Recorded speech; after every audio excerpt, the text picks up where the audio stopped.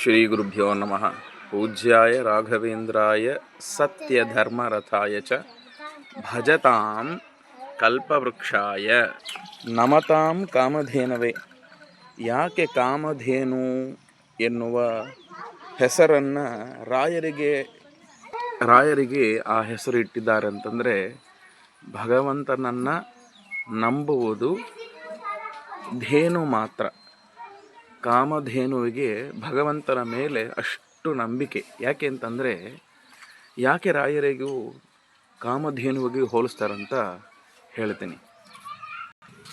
ಕಾಮಧೇನು ಇದೇನು ತಿಂತಾ ಇದೆಯಲ್ಲ ಹುಲ್ಲು, ಈ ಹುಲ್ಲೆಲ್ಲ 1 ನಿಮಿಷ 2 ನಿಮಿಷದಲ್ಲೆಲ್ಲ ತಿಂದು ಮುಗಿಸ್ಬಿಡ್ತದೆ.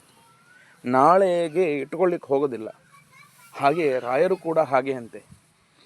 ದಾಸರು ಹಾಗೆ ಒಂದೇ ದಿನ ಏನೇ ಆಹಾರವಾಗಲಿ ಅದನ್ನು ಮುಗಿಸ್ಬಿಡ್ತಿದ್ರಂತೆ, ನಾಳೆಗೆ ಇಡ್ತಿದ್ದಿಲ್ಲ ಅಂತಂದರೆ. ಯಾಕೆಂತಂದರೆ, ನಾಳೆಗೆ ತಿನ್ನುವ ಆಹಾರ ಆಗಲಿ ತೀರ್ಥ ಪ್ರಸಾದವಾಗಲಿ ಭಗವಂತನು ಕೊಡ್ತಾನೆ ಅಂತ ಒಂದು ನಂಬಿಕೆ. ಆದ್ದರಿಂದ ಧೇನುಗಳು ಮತ್ತು ರಾಯರ ಮಹಿಮೆಯಲ್ಲಿ ಇದನ್ನು ಹೇಳಿದ್ದಾರೆ.